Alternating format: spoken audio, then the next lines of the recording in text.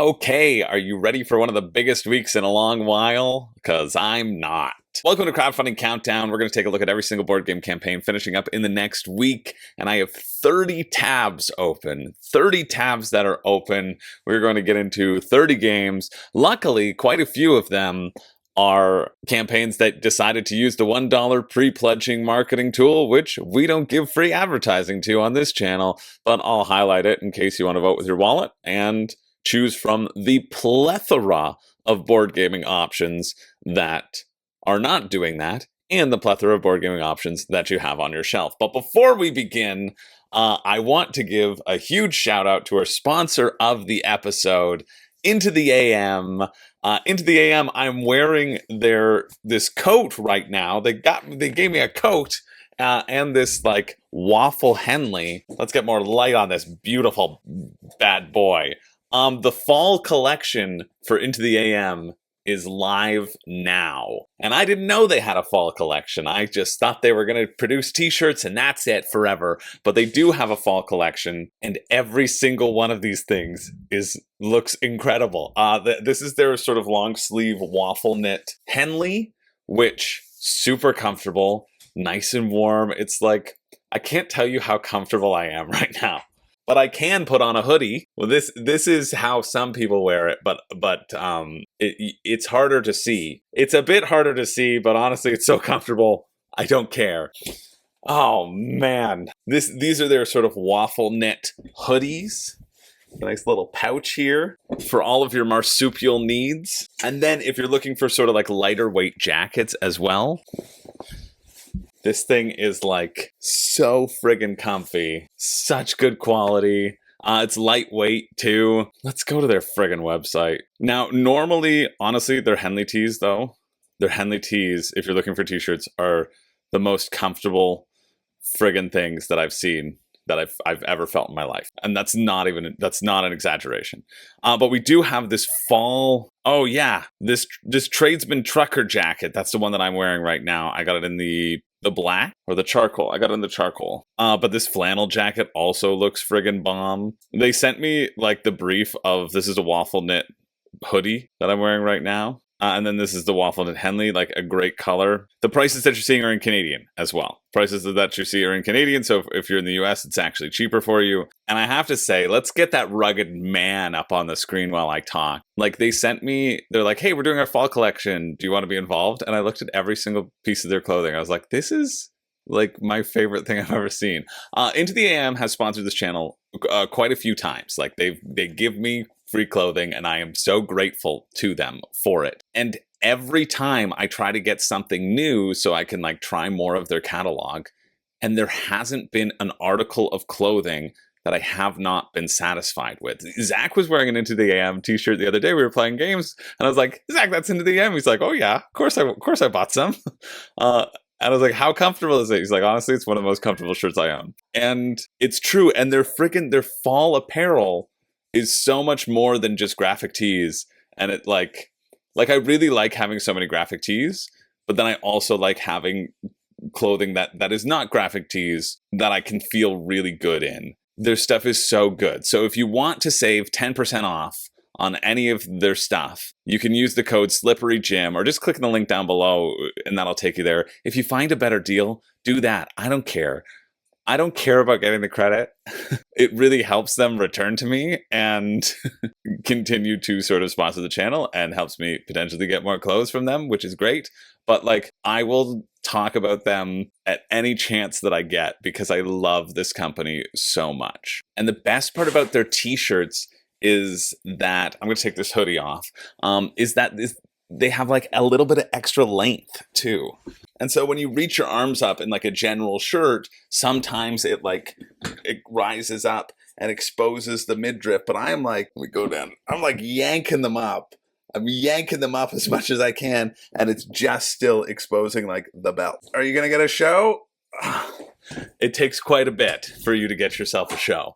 Unfortunately, I know that's what you're here for. Anyway, go check them out. If you need fall apparel, if you want to get yourself some more like longer sleeve shirts, especially up here in Canada, it's nice to do that transition and just to get some like lightweight but weather appropriate clothing. Seriously, they're so fantastic. Like, I've been wearing this coat indoors just because, like, it's really comfy. And it's a bit cooler. It's not that cold in Canada right now. But, like, I put this on, I was like, man, I just feel so relaxed. And that's what I feel when I get their stuff. This is my favorite company. My entire wardrobe has been replaced by Into the AM stuff, and I don't see any reason to ever venture forth and try any other clothing company whatsoever. Like, don't care. I found the one that's fantastic. So, yeah, check them out. I'm going to talk about them a lot because I love this coat. So huge thanks to Into the AM and, of course, that big burly man for sponsoring the channel. All right, now let's get into the week. Although before we do, I want to give an equally huge shout out, as I just gave to Into the AM, to my newest patron, Kazimierz.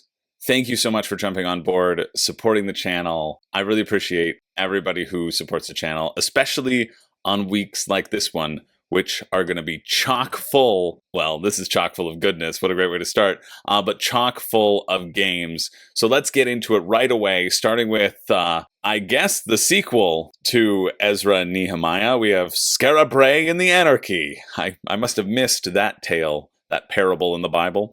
Oh, they're two different games. Two brand new standalone strategy games from acclaimed designers Shem Phillips and Bobby Hill, beautifully illustrated by Sam Phillips. Let's check it out. Both of those seem great. They also are probably things that you never need to back right now, as evidenced by this, which is always at the very beginning of any Garp Hill campaign. It says, why do you want to back now? Garp Hill Games has never been about using cheap marketing tricks to get people to open their wallet. Our focus is and always will be to design quality games so you can enjoy with your friends and families to come. So why back now? You can get some promo, you can receive the games before anybody else, folded space inserts at the same time. Now, these will be in retail. You don't have to back now. They can say you could back it pretty much any time, just as long as you get their games, they're happy. And I have always sort of found that, like, this is going to be 62 Canadian, which is about what it'll be in the stores after taxes and whatever, of 46 US. And the same price for the Anarchy. It's always probably going to be cheaper for me rather than pay the shipping to get them in stores. So that's just sort of your caution and your overview. However, both look neat. If you like Hadrian's Wall, the Anarchy is created by the same designer of Hadrian's Wall, Bobby Hill, and it looks very much like Hadrian's Wall again. But with some variations, some different mini games. If you've outlived Hadrian's Wall, but you still want to dive into kind of a similar system, I think absolutely the Anarchy is one that you want to check out. And then Skara Brae seems fun in terms of another sort of resource generator. The pitch being that in Skara Brae, these were the people who took all of everybody else's junk and made them into houses. And so that's what you're going to do, but you want to make sure that you mind your waste, which you won't have to do while wearing a beautiful Into the AM shirt. And, oh my friggin' goodness. Oh my goodness gracious, as if I could get any more excited about these games. Look how close the rulebooks are to the top of the page. Oh, this is just beautiful. We love this. Oh, and you can try it. We can play it on Tabletop Simulator. Look at that. Just exceptional. Oh, man, we're starting off well. Each player takes all the standard 9 action tiles of their player color so that the artwork lines up. Okay. They should show 2 resources on the bottom edge. I assume you're going to get to activate those things. Game overview. It's played over 4 rounds. Each round consists of a player taking 3 turns. On each of their turns, player must select a available village card and place their workers. So boom, boom, boom, you see. Once all players have taken their 3 turns, the round ends. Players must then carry out the end of round steps, which mostly involve feeding their settlers and producing midden. Midden is the trash that you don't want. It's a take on what the kids are saying. It's mid. And Jesus. Oh, I should retire from serious commentary and just go to the comedy. You'll be managing resources in the storage area of your player board. This is all sort of your own player area. When you get settlers, they're placed below their corresponding environment. So down here, roofs, stone balls, utensils, and spindle whorls. You spindle whorl should be placed on the left. The 16 types of resources, all these resources, which will be approximate. They're like, You might get 24 shells. You'll be fine. Just throw a bunch in there. Okay, this is kind of fun in that you can take a turn or you can pass, and then you can take a turn later. The implications of that obviously will be happening throughout the game, depending upon what sort of villagers are available, because you can select and resolve one available village cards, and so if you don't want to take it, you can like pass it, but everybody could also pass their turn. But there's a bit of a flow. That's what this little turn marker is. If you take your turn, you go to the right. If you pass, you go up top, and then everybody else can take their turn, and then you can go, which I think is a neat little twist of a single pass opportunity of turn making, which is fun. Cool, so whatever type of villager you take, you get to take the action of that color, and then you get to take their special action. The large worker can always go anywhere. Essentially, it allows you to be unblocked. It's like your mama or your papa or whatever it is in viticulture, which I really like. I like having one powerful worker that you can use to take additional actions. Really, you're only blocking yourself here. So it's not like super important, but you can take an action twice is all that it and your settlers can either sleep or eat. If they got a roof over their head, they're like, nah, not hungry. I'm gonna take a nap.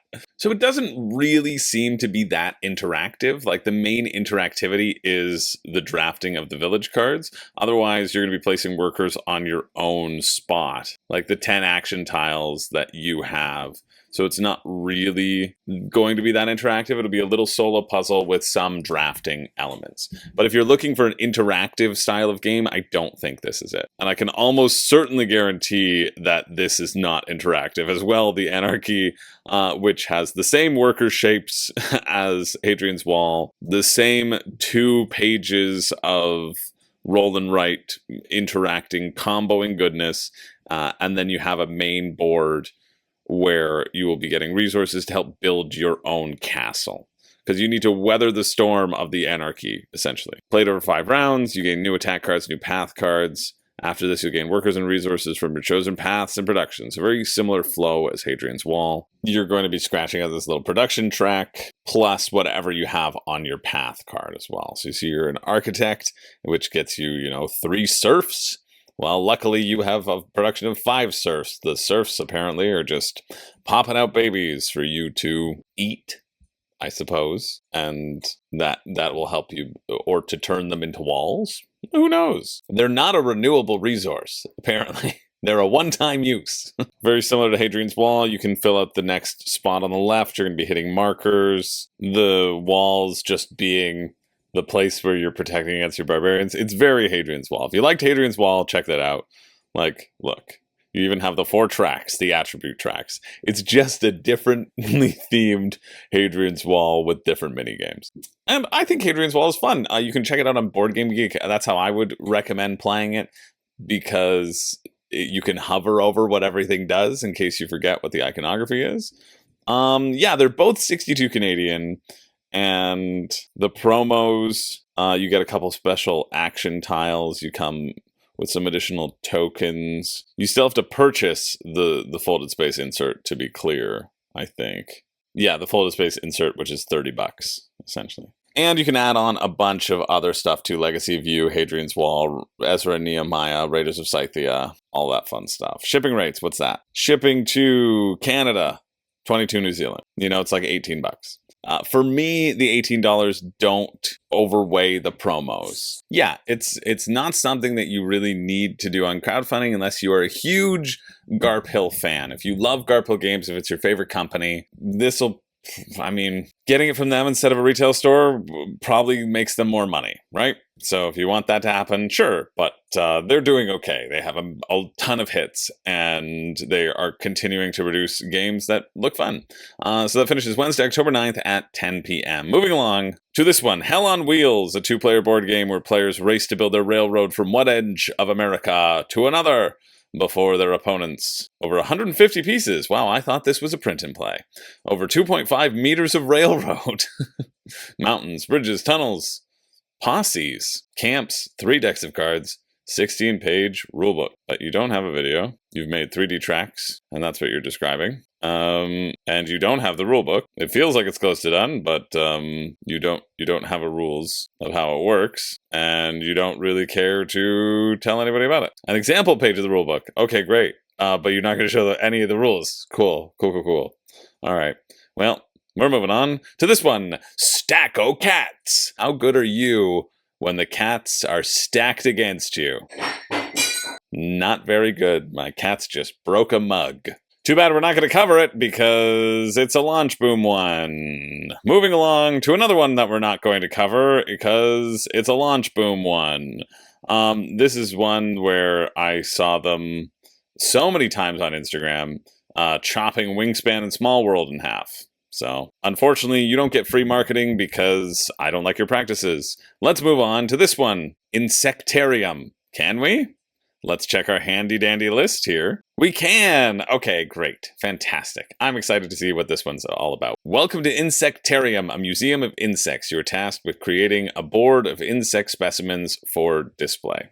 Sure, let's see. All right. You're making a 3x3 grid in the most pleasing way by nailing the insects screaming and crying to the museum board. Apparently the deluxe version, which I don't know why they're not selling it anymore, but it comes with the real screams and cries as you nail these insects right to the board. Yeah, weird. I don't see it. I thought it was there, but whatever. So 9 rounds. On your turn, you explore the yard by taking a specimen or a gear card and its corresponding token. How do the tokens get put out? I assume drawn randomly, like Cascadia? Let's assume that. Next, pin a specimen card from your hand onto your display board. You can also place tokens along the border. So colors up top and symbols down below. Oh, and then you're trying to match symbols and colors in the grids. Tokens determine which specimen color types will be scored in each row and column at the end of the game. Aha. So when you get a little black circle, you gotta plop that on there. Collect a full set of tools on your board to gain bonuses during the game as well. Which are these little things? See how it's played? No, give me the rulebook. Rulebook preview, yes, thank you. Yep, the token types are drawn like Cascadia. Great. Great, and you start with 2 specimen cards from the deck to form your starting hand. AKA, you can have 2 gear cards throughout the game. There are 5 of each different color type and insect type, like the butterfly, the grasshopper. How did that get there? The moth, the bee, the beetle. Weird. Get that off the screen. This is the point value up top, but some of them come with different display tools. These tools are pin, label, and matte backing. If you get one of every 3, you immediately get to take an in-game bonus action. So you can take a token of your choice from the bag. Okay, so you just take whatever you want. Or gain 5 points on the score track. That seems pretty sweet. Oh, and then once they've been used, then you cover it with a glass piece. So you don't do the bonus again. That's what those glass pieces are for. The point value for the specimen cards in each row and column that match the token. And you can score twice if it matches both the token type and its row and column. Okay, cool. So you don't have to put a beetle down here, but you can just put a black bug. Great. Yeah, this seems cute. Cute enough. You get 2 gear cards. That's all you get. Choose wisely if you want to play the bugs that are in your hand. But maybe the gear will let you get different bugs. Who knows? Swap your stuff out. Look at that. Swap 1 specimen card in your hand with 1 on your display board. Why would you ever care about that? Because you played it and then you want to switch now that you've committed to a different thing? Sure, I guess. It's $35, so 48 Canadian. And then shipping to the US is 18. Or to Canada is 25. And deluxe components. What sort of deluxe components do you care about? Full set of acrylic tokens. Ah, I see. Who cares? Some resin tokens and 5 insect figures just because. Oh, to use as scoring markers. Okay. Nothing is really interesting me other than the base game.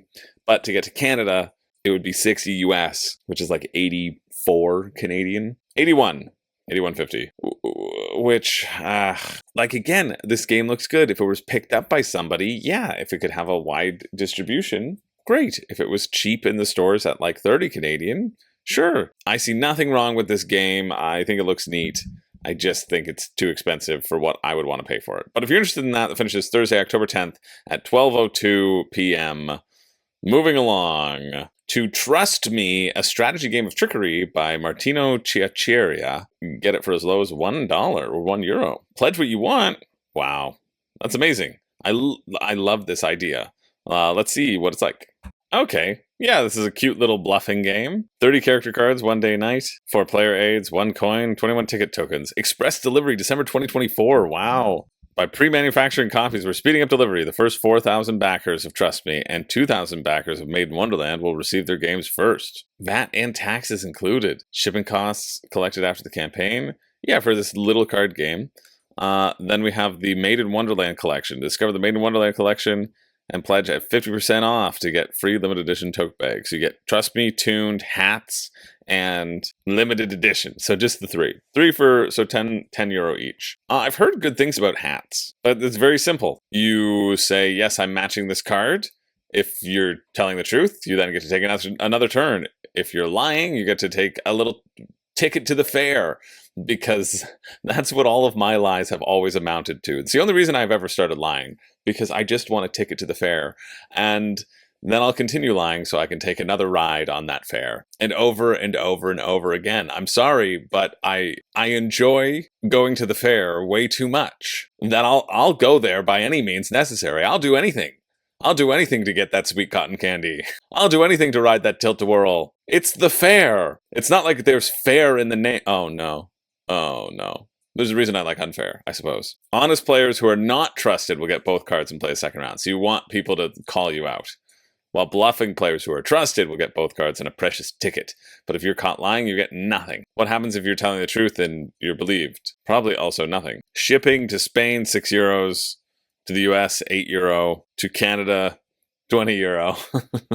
Yeah. Where's the friggin' rule book? I mean, I know that it's basic, but I just have that one question that I want to have answered, and I don't want to watch your stupid video for an hour, for 5 minutes to find out the one answer that I need, when I could just look it up in the rule book and then say how excited I am about your game, you idiots. Am I bluffing?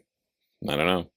Okay, you just get both cards. Great, thanks. Yeah, this seems fun. I wonder how they're doing in terms of how much this costs. Yeah, this is just wild that they're, one, delivering at December. Two, you could get it for $1 plus shipping. Look at the chat. Lemery says hi. Yeah, because Lemery Games were the first people to do that $1 thing. The $1 get a game. They did it for Bug Chal, and I thought that was awesome. So innovative, and they did okay. They averaged around the cost because some people couldn't afford it, some people could, but still, I would love to see this doing more. What is the cost that people have been spending? That's a good question. On average, people are spending $20. $20 Canadian. So that's 15 US, 12 to 13 euro. So it seems like they're hitting at least their costs, which is important. And here's the little story that they're telling. One word per backer only. There was an apples, not a great start, who need were danced badasses creatures, musically singing together. You're not doing very well, backers. You are all too excited to post all at the same time, and that's why this is nonsense.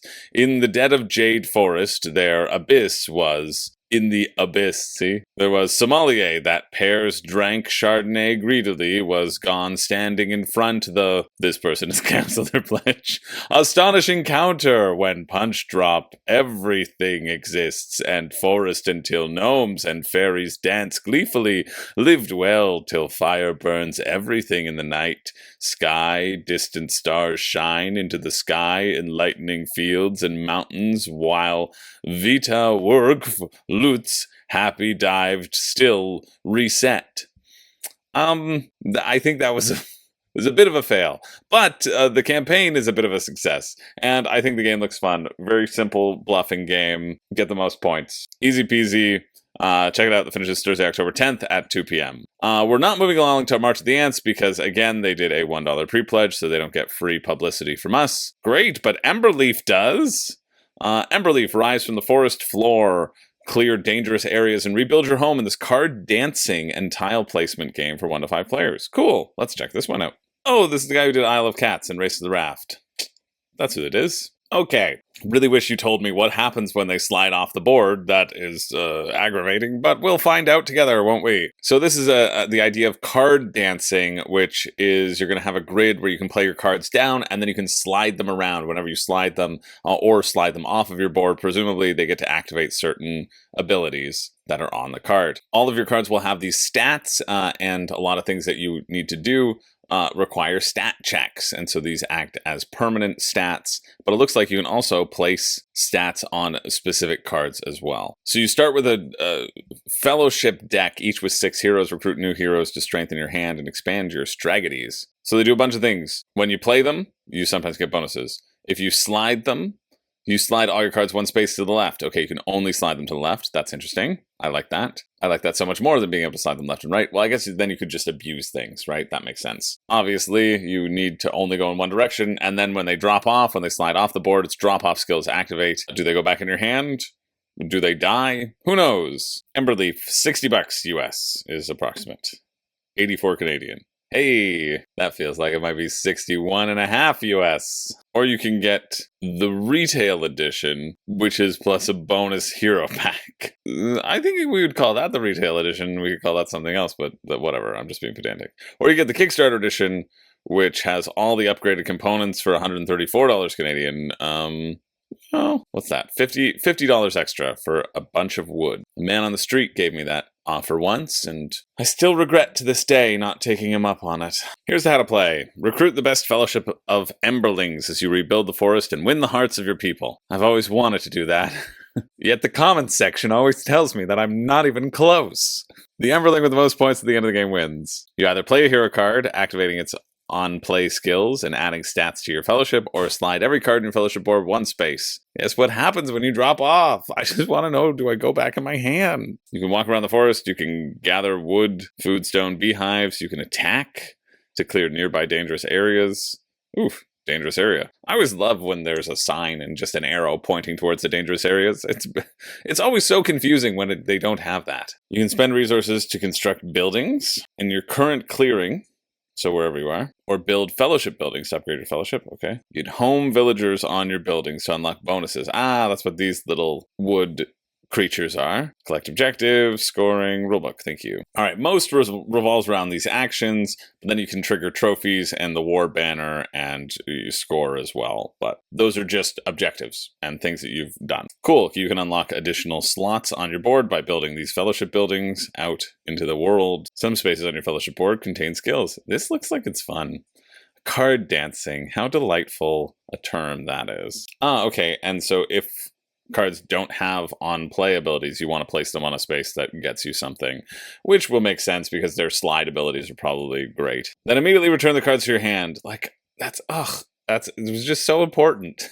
It's so important because then you don't have to purchase things, right? If you have to purchase things, like if you didn't go back to your hand, if they're one-time use, then it is an engine building, then it's dealing with the stuff that you have in front of you. In this, it's like running your engine and trying to chain things together and making the choices of which fellowship are going to be constantly in rotation or not. Ah, interesting. That feels a bit counterintuitive, but it's a good way of keeping track of how many times you've used the ability. When you move something, you can sometimes use an ability and it'll just store resources on it, which I thought there could be some storing of resources on the cards, but I guess not. That you could then use, but it's just the stats that you're adding to your supply. Oh, cool. There's also a tile laying aspect to it, and a little meeple aspect where you're going to have above the different types of buildings that you have on your board. These buildings up here, you have put them into a neighborhood, you've put them onto the board, and then you've taken that meeple and put it onto the board, which unlocks permanent abilities for you up top. Yeah, this looks great. This looks really fun. I think if you like activating skills, some thinking ahead, some board management of placing things out, resource management, this one definitely looks cool. How much are you? So it's 84 Canadian, and then shipping, the game only, $3 shipping? Are you kidding me? The following prices have been heavily subsidized to ensure you're getting the best price possible. Yeah, you're telling me. Canada, £8, so $11, $12 in shipping. That's still really good for Canada. Still makes it about, $97 to get just the game. But there's a lot of stuff in there. I don't know, that looks fun. Yeah, it definitely seems fun. If you're interested, that finishes Thursday, October 10th at 3 p.m. Moving along to the DC deck building game, Arkham Asylum. Unleash the Asylum, take on the roles of Arkham's mad inmates as you compete to take down Batman and his allies. So is this not a standalone? Is this an expansion or is it a standalone? I don't know. I think you should just get the Epic Spell Wars deck building game.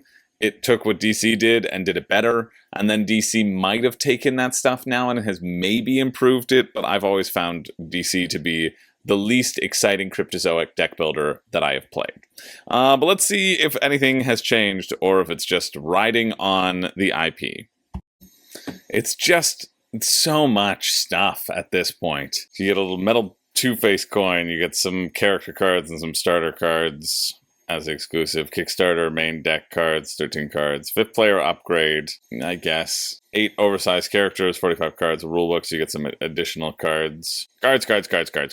Some crossover packs. But what do they all do? Who knows? So it's for $75, 102 Canadian. Okay. DC deck building game, Rebirth, 45 Canadian. DC deck building game, Multiverse Superheroes Edition, 48 Canadian, 50 Canadian. DC Comics deck building game, 35 Canadian. Confrontations, 34 Canadian. Right? All of these little expansions, $18 Canadian. Reasonable. We cut back to this, $100 Canadian plus shipping for the base. And then everything is like 184, or to get the travel boxes, 260, right? This does look like it's a standalone game. I love this. There's some standees. You can use them for character movement in Rebirth, or just to represent the character they're playing in any game. You can just have a little standee in front of you. Okay, here's how to play. It's like any of the deck builders. You have power to recruit cards. Like power is buying power. You then use that power to get through a deck of bosses, essentially. So it's in either case, they're either the villains or they're the heroes, and then those heroes go into your deck for some reason, because I guess in this theming you've corrupted them. In DC you've made them better. The thing about DC Deck Builder that's not fun is that the first person to get one of those things wins. You know, there's just like a snowball effect that just takes off and makes it less fun. In Epic Spell Wars, you can actually sort of battle each other and take each other's health down while doing that same thing, while having all these zany attacks and zany combos. There's actually another element that you need to add in. I just don't think the DC Deck Builder is interesting, and Cryptozoic is so much better than what it offers here. I really think this is not ever something anyone should ever get, but should look into the other Cryptozoic deck builders, which are genuinely great deck builders, and this is the weakest of their fare from what I have played of the DC deck builder. Really didn't enjoy it, but you can spend $150 Canadian just getting this, or you can go to your store and get it for like 40, because it'll be the same experience, just with different art over and over again. Or you can get a better Cryptozoic deck builder, which is what I think you should do. But if you're interested in that, that finishes Thursday, October 10th at 3 p.m. We're going to keep it moving to Heroes of Barcardia, Heroes for Hire. New challenges and heroes await. Kickstart Heroes of Barcardia, Heroes for Hire, the next Barcadian adventure from Roll-A-Crit. Sure, let's see if this is any different from their previous fare or not. All right, yeah, it's the same thing, just with more heroes. That means more cups for you to put your beverage in. As a drinking game, I think this is the best drinking game you can play, because it is a game. And most drinking games are just, hey, spin around, flip a coin, heads you drink, tails you drink. Wow, what a fun drinking game. I don't think I would ever want to spend $250 on the all-in, but you can get this at retail, apparently, and then you can just add in the additional Heroes for Hire, $70 for 4 additional heroes. Like, it seems fine. Oh, there's also this additional Die of Barcane Chaos, where it travels every time you play a loot card, and then when it gets to the end, you roll the dice and something bad happens. Or you roll the dice beforehand. No, the player who triggers it must roll to determine their fate. So it's not even like there's no strategy to it. I think it is a really neat concept. I like that you are physically drinking something to represent your life points, but it's just a Munchkin style game where you run around and random things happen to you. And that's fine for a drinking game. That's exactly fine. I think it hits exactly what it hopes to do. And I think you immediately know if this game is for you or not. And there's no point in talking about the merits of the gameplay, because that's not why you're playing this game. You're playing it to have a character running around and to drink beer. That's why you're playing it. That finishes Thursday, October 10th at 3 p.m. The favorite time. Moving along. Oh, I'm excited. Oh, I'm so excited to see this doing well as well. LUDOS, the Ancient Games Collection. The second volume in a beautiful collection of hand-picked ancient games that fit in your pocket, featuring 4 two-player gems from Africa. And it's pay what you want. This is also pay what you want. Oh, of course, they always have the pay what you want option because you get one game of your choice, or you can get the actual box, which is really cool. I have my copy of the Asia collection, where Hasami Shogi, this one, is a really great game. Ute is a horrible game. Bug Chal is pretty fun, and Jarmo is okay. You know, Hasami Shogi, cream of the crop. But I just love this little collector's box where all the other games come in their own little box. Like, you could have all these little boxes on your shelf. They all have little bags in them too, so you don't even need boxes for these if you don't have the room on your shelf, which at some point I will not. But I just think like this packaging is really slick, and it's nice to see it happening again. So let's see what these games are all about. Cool. Yeah, I'm looking forward to see how these work as well. Oh, you can get print and play for $7. That's nice. 41 for the Africa collection, and you get the collector's box, or you can pair them together if you missed the Asia one. Here they are. Yote, which you control a caravan of 12 camels, capture all of your opponent's pieces to win. Avare, sow the seeds tactically and harvest 25 pieces from your opponent's plots to win. Okay, so specifically on your opponent's plots. It's a Mancala game, so I will just be horrible and hate it. Because I just am so bad at Mancala. Dara, control 12 animal spirits, form lines of 3, and capture 10 of your opponent's pieces to win. Cool. And then Fanarona, control a troop of 22 lemurs and drive off your opponent's pieces to win. Ah, sweet. You have Mali, you have Ghana, you have Nigeria, and Madagascar. Honestly, Christina and Tomas are some of the loveliest people that I've met. They're so sweet. They're so genuine. I got to meet them at PAX. They were at PAX Unplugged, and they were able to hand me the review copy of the LUDOS Asia collection. They're just so lovely, and they are the mother and father of our favorite Pepper, Pablo. Hey, you talking about me, I wise did. guy? You said my did name. say your name, Pablo. Hey, yes. You said Pablo. Pablo I'm sorry. shows up. I'm sorry. Yep. Let's scroll down, gonna, and let's see the games. scroll Sow the down. seeds of your own destruction if you don't do what I suppose tell you to. I did sow the seeds. Yeah, you would. Right. No, I just kind of wish that they would do a LUDOS one about me. Well, in are Italy. You from Italy? Yeah. Yes, of course I'm from Italy. What do you think I'm from? From like New York, because you're a member of the mafia. No, there's an Italian mafia. That's why we got him in Is Italy. That really a thing?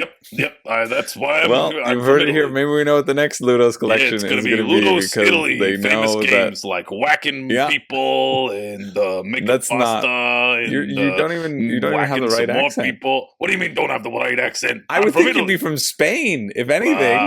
Wouldn't you be from Spain? Well, I mean, I'm sorry. I might have been, Pablo wants to be somewhere different. From where I want to be from. Hey, I'm in the witness protection program. You live your life. Yeah, I didn't want to reveal it, but it's because I'm in fairly certain he's from Spain. I don't know what that tirade was about, but I think he just got jealous and he lost his head slightly. Okay, here's how you play Yote. One of the great things about these games is that they don't really need rulebooks because they're very simple. You can deploy one of your own camels or move one space, or you can capture by jumping over a camel, and then you remove it. You win by capturing all your opponent's camels. So you're deploying, it's like checkers, but a bit better. That seems fun. Avare, so you're going to sow the seeds, as Pablo lovingly described, as we're seeing in this example. They're going 1, 2, 3, 4. And then you can harvest from your opponent's land, which, how do you do that? I think if there's only one seed in your opponent's section, you can then take it. So you're trying to shake things up so that there's only one in your opponent's section, and then you can take it. So yeah, you have to move things so that there's just one, and then you can win if that's the case. Interesting. But you can only sow seeds from your own plot, so you can't move your opponent's plot.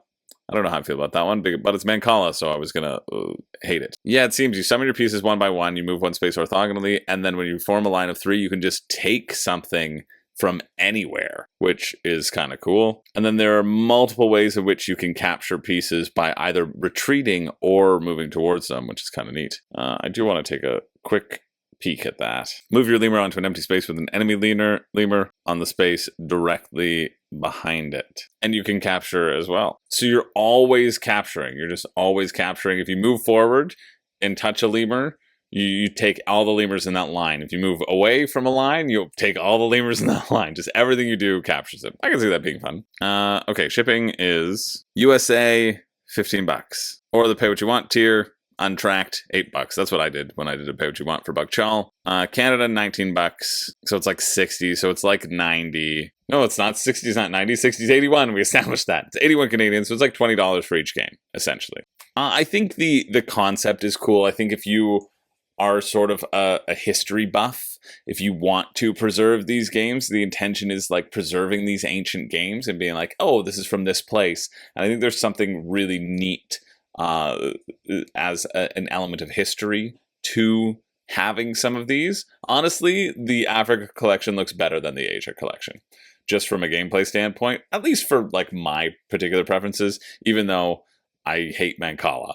But I think the abstract and the tactics here look a little bit more exciting than the Asia ones. So yeah, I'm glad to see it's doing well. It's doing about the same as the Asia did, and I'm excited to see the next batch of games that they are sort of pumping out. Big fan of Lemery Games. That finishes Thursday, October 10th at 3 p.m. Moving along, we've got a Wayfarers Tale. The journey begins. Roll your way to victory in this 1 to 4 player game of journey and discovery. Explore lands and collect treasure across 4 unique maps. Okay, I thought I'd heard this name before. This was a print and play, apparently Golden Geek nominee, but this is a physical version of that print and play, which is $55, 75 Canadian, plus shipping. But it's doing pretty well. Enough people were interested that they're close to 100,000 Canadian, which isn't horrible. Sometimes it's below expectations, but it's not horrible. You navigate through your own individual maps. Yeah, this just feels like it would be a solo game. A lot of print and play games do end up being solo games, especially because players choose from a shared pool of 4 dice each turn, adding 2 dice values together. So you roll 4 dice, right? Like it's designed as a solo game. And we will look at it later because some food's here and then I might be leaving. So might be it for the week. Might be it for today's scratching of the surface. I still have 18 tabs. So we almost got halfway. I'm going to pretend we almost got halfway and not that we skipped quite a few because of the $1 pre-pledge. If there's one thing that we should be excited about the $1 pre-pledge for, it's that it separates the garbage from stuff we actually want to look at. So that's pretty nice. There are so many games. Like there are so many games. It's such an easy line in the sand to take because you won't miss that many. And you can support campaigns that don't do dumb marketing tactics. Like you won't even miss them. You're not even going to miss them, which is fantastic. But yeah, this is definitely a solo game and probably too expensive, but we'll see when we get back. Alrighty, let's get back into it. Well, I mean, it's the same day for you, but it's a different day for me. I believe I was just saying that I think this is a solo game, and I stand by that. You're going to combine 2 dice, you choose your companion, and assign your role. Okay, I guess whatever your dice add up to.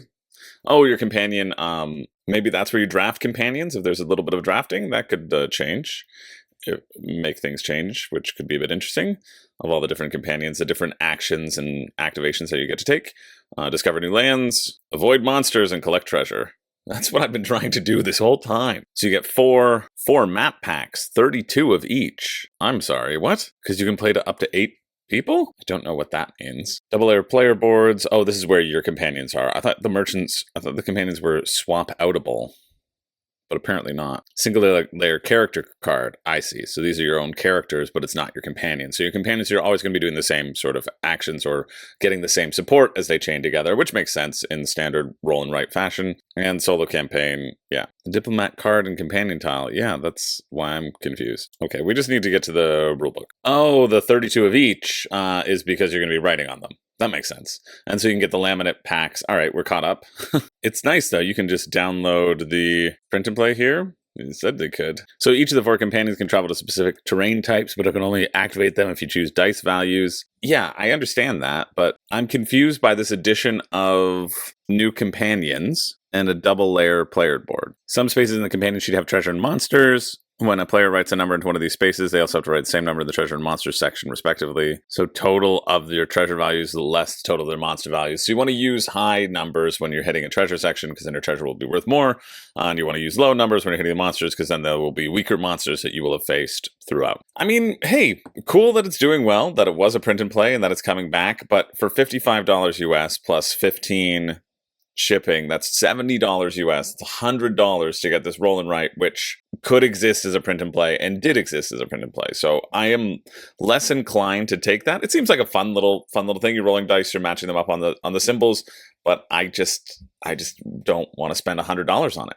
But if you do, that finishes Thursday, October 10th at 4 p.m. Moving along, not to Gems of Iridescia, which is another launch boom $1 pre-pledge, which is a shame because shout out to Nameless Adventurer, who shouted this out in our Discord. They said that they met the designer at Gen Con, and they shared an Uber, and they kept in touch, and they played the game, and they really enjoyed the game, and they liked the designer as well. And it's Canadian, but unfortunately, that's as far as a shout out as you're going to get on this channel, Gems of Iridescia, because of the $1 pre-pledge, which is disappointing because I love hearing support, especially from my Room of War community members, like the creme de la creme of people. But unfortunately, that is the stance of the channel. And so we're going to move on for those of you who wanted to know about that. We're moving on to Railroad Tiles, hopefully. Let's check. Yes, we are. A game of tile placement and transportation network construction inspired by the critically acclaimed Roll and Write series Railroad Inc. I know a lot of people like Railroad Inc. I've never played Railroad Inc., but this is sort of an upgraded version. It's the Wayfarers Tale expansion or edition of Railroad Inc. with railroad tiles, as you're going to lay a little tile placement game. Let's see what it's like. Well, this just looks delightful. Depending on the price. Well, less delightful now. That text message that I just got was from my former friend and nemesis Josh, who posted a photo on his Instagram with a poll of him having wounds on his arm. And they were fake wounds. He's also an actor. And he said, should I get this checked out? And some of the options were like, no, I'm a doctor. But mine was just rub some pudding on it. And he said he knew that I was going to vote for the option that said rub some pudding on it. So that makes me very happy. Okay, back to this. $60 Canadian. Well, all right. There's going to be a very similar drafting of tiles mechanism to King Domino, if you're familiar with that, in that the later you go, the better a selection of tiles or the better tiles that you're going to get, but then you get to choose what to pick last the next round. So if I choose objectively the worst section of tiles, then I'm going to get to choose first next time. So I can sort of hedge my bets in terms of what we are grabbing and placing out. And then it seems you're just going to be laying down these routes in a pleasing shape while also dropping meeples on them in specific spots to increase their score value. This is also included for free with each pledge, the World expansion, where you get more objective tiles and special pawns to ramp up the challenge and extend the possibility of the world of railroad tiles. So there's special scoring conditions with a bunch of these different pawns and these different meeple shapes, which is nice, pretty decent. You have 8 rounds. The more tiles you take, the later you choose in the next round. That's a better way of phrasing it than the overlong explanation that I gave earlier. And there's 2 different types of rail as well. There's like a highway or a railway, and you can't put a highway on a railway or else the trains will smash into the cars. Bonus points can be earned at the end of the game for placing tiles in large rectangle without gaps, and for each group of at least 3 town tiles. With every move, you're building a game that's not just fun to play, but beautiful to behold. Living rulebook. Yes, thank you very much. But I feel pretty good about that. You can also play it on Tabletopia, which I like so much more than Tabletop Simulator because it's free. Yeah, I also like this rotating pawn placement tiles that shift through, and it shows you that at some point you are going to be able to place cards on your board, and at other points you won't be able to. And so it encourages that planning aspect as well. Yeah, this looks fun. Score for cities, score for the biggest rectangle, and each route that does not connect with any other routes is called an opening. You're allowed up to 5 openings, but you lose 1 prestige point for each opening, exceeding the 5th. I exceed the 5th! Then you can play with objectives as well. And there are spots when you must play your objective out there. That seems fun. Yeah, I can see why this is doing well. $60. And there are going to be a ton of different expansions with a ton of different tiles. So you could pay $200 for this gigantic tile laying game, which 1,600 people have decided that they need it. I think The original version is probably fine. What's shipping? So it'd be $60 Canadian for me, and then, oh, $40 US to ship it to Canada. Yikes. So it's like $100. Again, over $100 for the basic version of a simple tile laying game that looks good, but you could play King Domino as well. If you wanted that same drafting and tile placement game, you could just play King Domino, which is $20. But yeah, it looks fun. Definitely looks fun. Looks solid. Something worthwhile checking out, maybe when it gets to retail down the line, maybe if it's on sale. That finishes Thursday, October 10th at 5:59 p.m. Delightful couple games to start us off, though. Well, to start us off in this middle of the section. Next up, we have Positano, a game of bidding and building. Bid for and build cliffside resorts while competing for a scenic view of the Mediterranean Sea. Yeah, that theme sounds fun. Let's see. Let's Mediterranean Sea.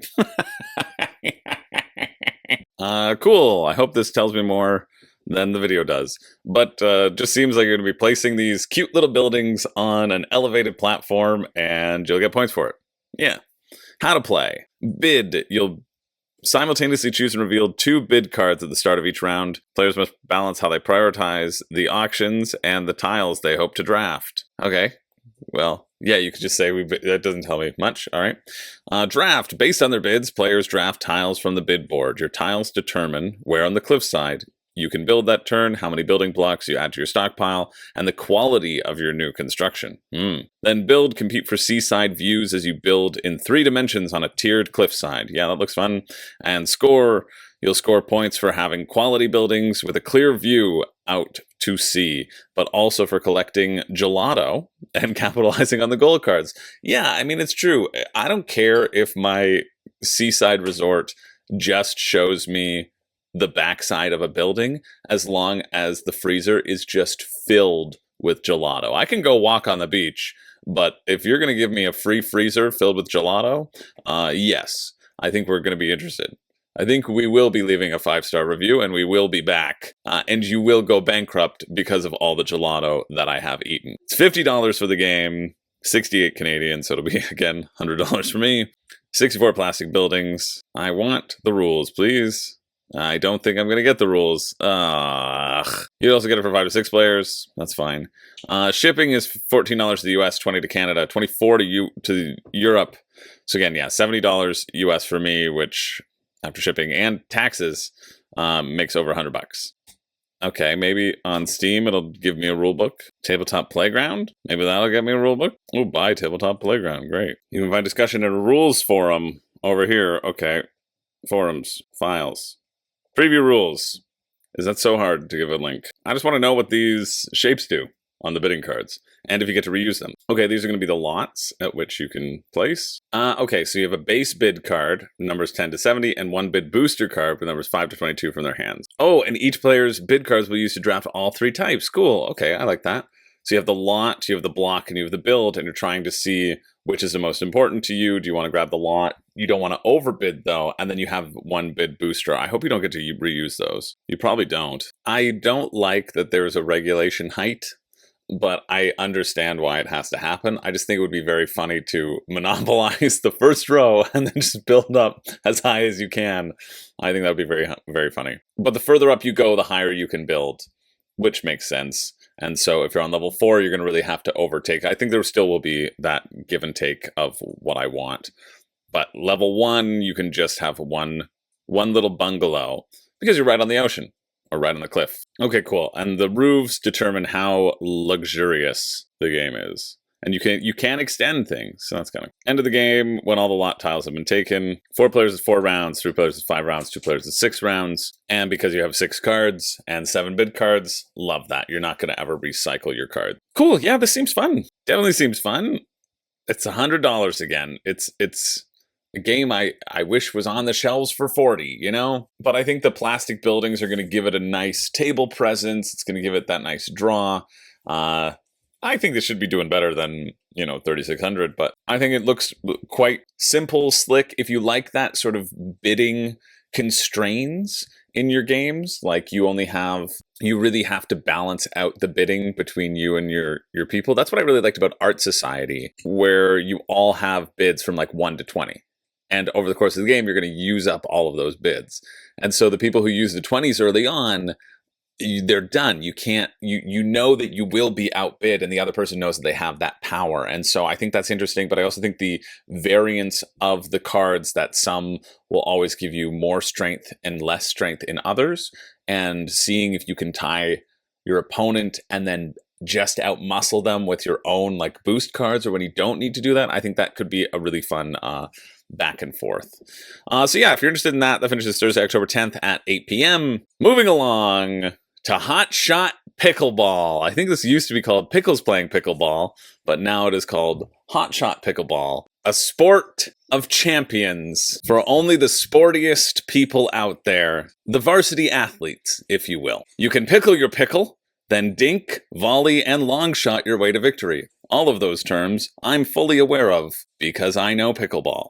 An all-ages, fast-paced, pun-filled, and fun-tastic board game. Let's see if it's any good for all you pickling fans out there. Shout out to Jessica, who's a pickleball player, also one of my patrons, who I got to hang out with at WSBG, who had a pickleball water ball. Jessica, this one's for you. I hope it's good. And just for Jessica, okay? If there's any other pickleball players watching, I'm sorry. This is not for you. It's just for Jessica. I want to be clear.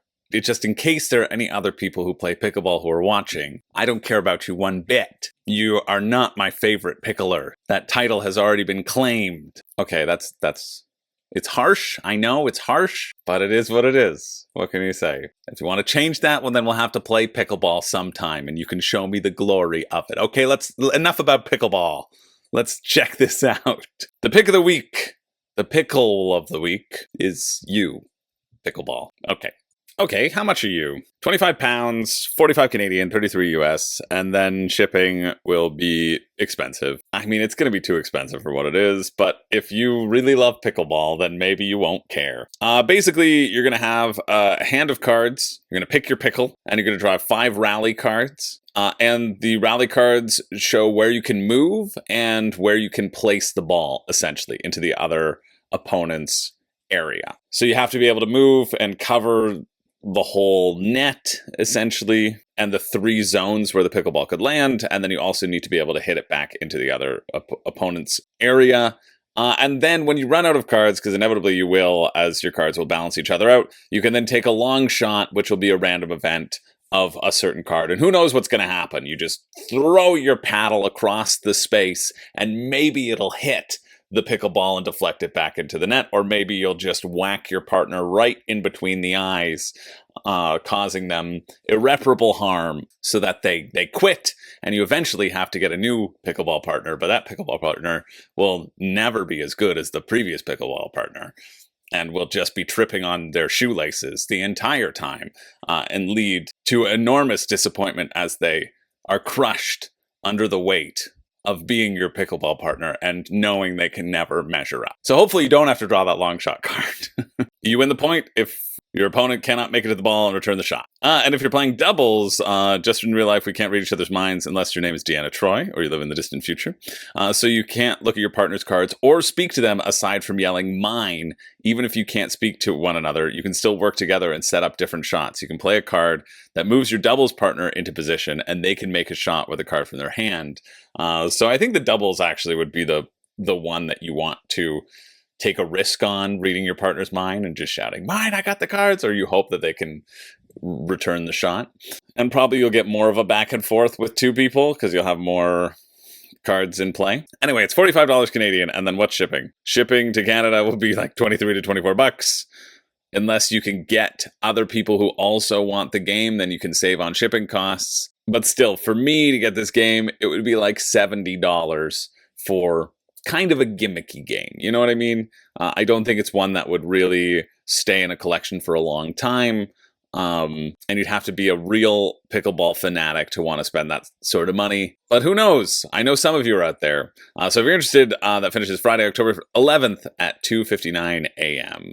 I don't know why I clicked on this. I think I clicked on it because I thought it said Jollity, but it's just Jollity, which doesn't give me any jollies. I thought maybe there was a pun here, but that was a yesterday Chris thought, and today Chris is much more sensible, I would say. So we're not gonna, I mean... What are you sensible about? Not making bad puns. Oh, I thought you meant about buying board games. Oh, no. I've never been sensible about that, and I don't intend to start now. Let's move on to Ice and Idols. Yep, Ice and Idols, a thrilling game for 2 to 4 adventurers. Discover the secrets of a rotating temple in Ice and Idols. This is by Inside Up. They're the people who brought you Earth and Summit and other stuff that I forget right now. Perch. Ooh, Terminus. I'm getting there. Gorus Maximus. Bam. Eat it, Inside Up. I know a lot of your catalog. This looks like a game that I would be absolutely horrible at. Oh, new teleportation tiles? Wow. How much are you going to be? I imagine... Yeah, that's pretty good. 57 Canadian for what I see the components being. Like acrylic, I assume, and a little Lazy Susan rotating board. Essentially, you're going to go through and try to collect a bunch of stuff in a pick up and deliver game, but the pathways can shift, like in Slide Oro style, and just move all around, and you can spin the board, so everything can move, and it's those sorts of games where I just cannot see the future. Often I can see the future, like my poor pickleball performance impacting my happiness and well-being, but in here, I cannot. It just gets way too complicated for my dumb idiot baby brain. Navigate a rotating temple, shift the pathways in your favor. Here's how to play. You spring into action. You use your action points to move, pick up or drop off idols, and use your character skill. Each explorer has a unique skill so that you can jump around, get up, and get down. That's the 4. Keysmith is jump around, Curator is jump around, Architect is get up, and Sculptor is get down. Those are the official names for your skills. Balance knowledge and power. Oh no, let's just get power. When returning idols to the matching altar, you'll be faced with a decision. Will you take the idol's power for your own? Yes. Or gain knowledge by performing research? Never. Research is how you get points, though. You want to arrange patterns based upon objectives as well. Trigger events along the way. Okay, so the events are random as to what happens? That makes me a little less excited. How to play. Kavre does really great stuff, but I would prefer a rulebook, please. This gift has a value of, we made it up. Oh yeah, Block and Key looked fun. I heard it was just okay, but the gimmick seems neat. And I think you're sort of appealing to the same audience. I think that's why they put Block and Key forward. Preview the rulebook, yes please. But I think I get a pretty good sense. I just want to know if the switching of stuff is random. Locate the event cards from the event deck. I guess the choice is when you draw an event card, you can choose how things shift, maybe? That might be a nice middle ground. I like this idea of the research track as well. Okay, so each time a player places an idol on their player board or a research marker on a space marked by the event, the top card of the event deck is drawn and resolved. Resolve the collapse from the active player's perspective. Okay, rotating is indicated by the card itself. A row or column, it seems like it's indicated by the row itself too. I kind of dislike the lack of player agency there. I think it's going to be a little bit more chaos and a little bit more random than it would feel very satisfying to choose how to spin the tile. And the fact that you can't plan for it just means you're like, oh, I was close. Oh, I'm no longer close anymore. And you can kind of just get screwed by a random event. It takes the brain power out of it. It takes all that sort of complicated planning out of it. It's like, okay, now I got to do a new maze. But I'm a little bit bummed by the lack of player agency there from the rules. Shipping information, US $13, Canada $14. Shipping rates are in US, so it'd be like $70 for this game. I'm not super thrilled by it. I think the production value is going to be great. I think Inside Up make really good quality games, but I think that lack of player agency kind of kills it for me. But if you're interested, that finishes this Friday, October 11th at 7:05 p.m. Let's keep it moving to Dinogenics New Arrivals. Dinogenics returns for its 3rd printing. Oh, I thought it was on its 2nd one. With the New Arrivals expansion, Dinogenics is a thematic worker placement game where 1 to 5 players compete to build the most successful dinosaur park. Dinogenics features sandbox-style park building with over 25 unique dinosaur species and hundreds of ways to design your personal island resort.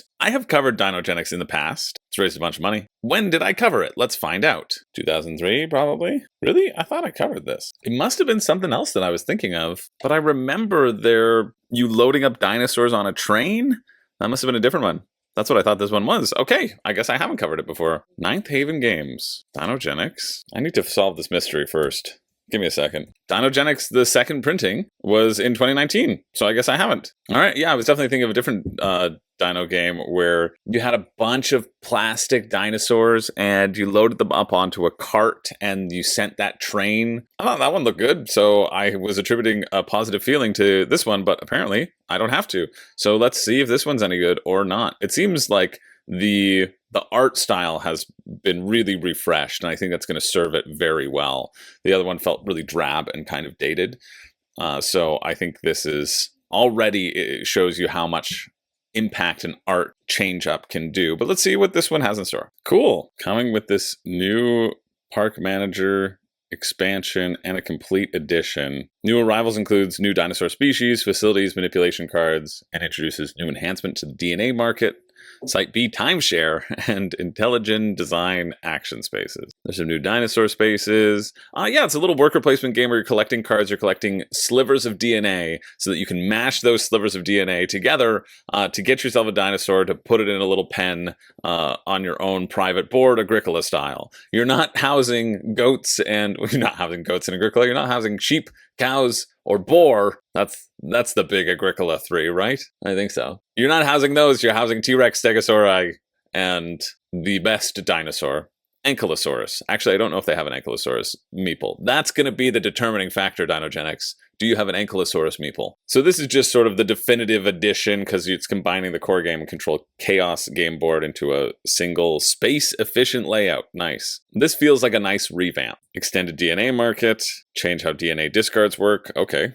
I'm sure I'll find out what that means. Market tokens to allow your workers to take additional actions. Cool. Worker training tokens. Extra long-term strategy, I guess just building up the effects of your workers. Sure. I like all the little effects that the cards are going to get. Core gameplay loop. Yes. Okay. Worker placement. Playing workers in the mainland, you collect resources, build park facilities, and create dinosaurs. 7 rounds, 3 to 5 worker placement turns. You can collect DNA. You must collect matching sets of DNA from various dig sites on the mainland or buy DNA from the market. Okay, so you can go drawing cards and hope to get something, and you probably get more cards, or you can get the specific card that you need. Build habitats and attractions.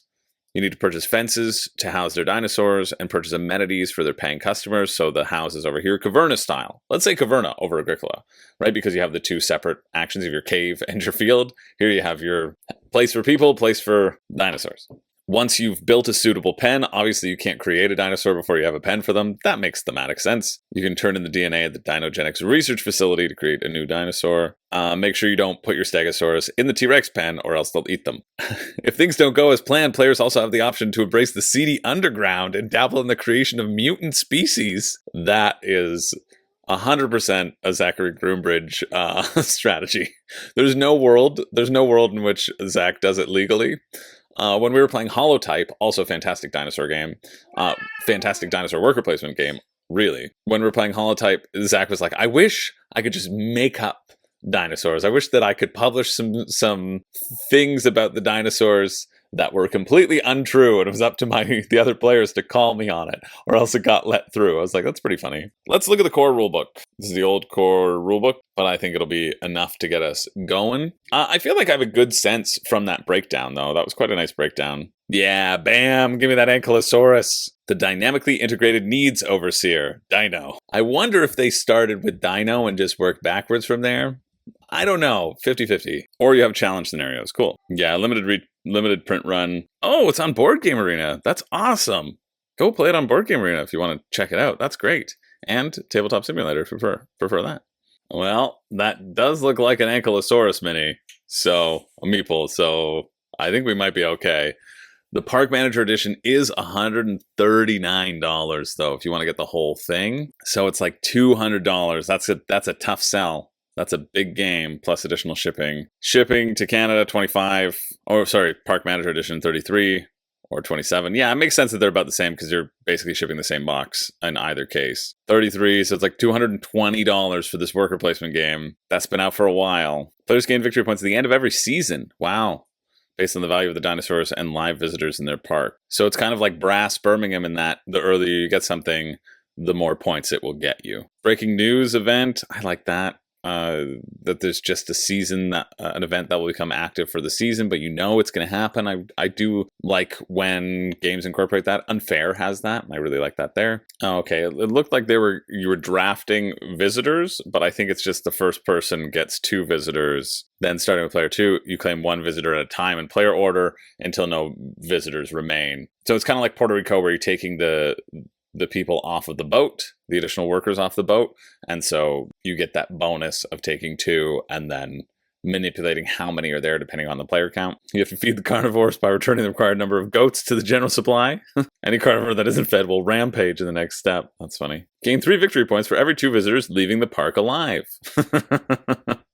Here's where you can put workers. Manipulation card. Is that like gene manipulation? Oh no, manipulation cards, they seem like events. On-site contractor. You can only ever have 10 cards in your hand as you get cards from the market. 10 DNA cards, so you can hold other additional manipulation cards as well. It's kind of giving me unfair vibe in a sense, but with worker placement, you know? But you're collecting these cards, you need to get these sets together, you need to create these cards that unify and work well together, and then you're mixing it with that Agricola side element of building enough pens and keeping things under control. How do you get money? That's my question. The ferry, gain 3 credits.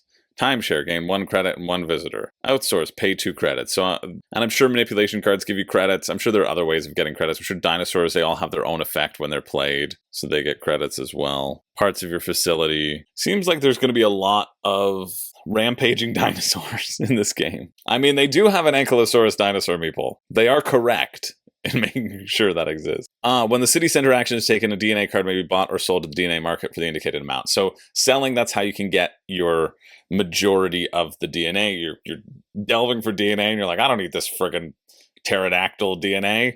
Just sell it on the market. And then it seems like it becomes available for other people to get. That seems cool. Might be wrong though. Might just get discarded. Yeah, the Ankylosaurus can share a pen with anyone, because Ankylosaurus don't care. No one can touch the Ankylosaurus. Cool. This is a tough one. I mean, I think the game looks fun. I think it looks like a good game. I think the worker placement will be satisfying. I think if you like dinosaurs as a theme, it can be good. I just think it's very expensive for the side game of choosing how to house your dinosaurs.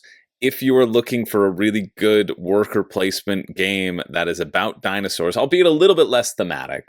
I know that they have stats on it or whatever, but the theme doesn't matter. It's a big old cube pusher, and I love it. Check out Holotype. Holotype is the game to look at. That'll run you like $60 instead of, 220 Canadian. And I don't see this. Like, I see the theming of this being a little bit more exciting. I like that sideboard of creating your dinosaur park. Like, that seems pretty cool. They don't have much in common other than dinosaurs and worker placement. But Holotype is cheaper and Holotype is a solid experience. And I imagine I would enjoy this in a similar level as Holotype. But yeah, if you want more theme, this is more theme than Holotype. But I think Holotype is just a really solid, nice cube pusher with a dinosaur theme. And I don't really want to pay $200 for this. That's too much money. I would be interested in the base game, but I think it's a smart version because everybody always does deluxe anyway, and you feel like, yes, I'm getting everything, and you appeal to everybody's collector sensibilities, so yeah, sure. But yeah, it's a bit too pricey for me. But if you're interested, that finishes on the 11th, that at 8 p.m.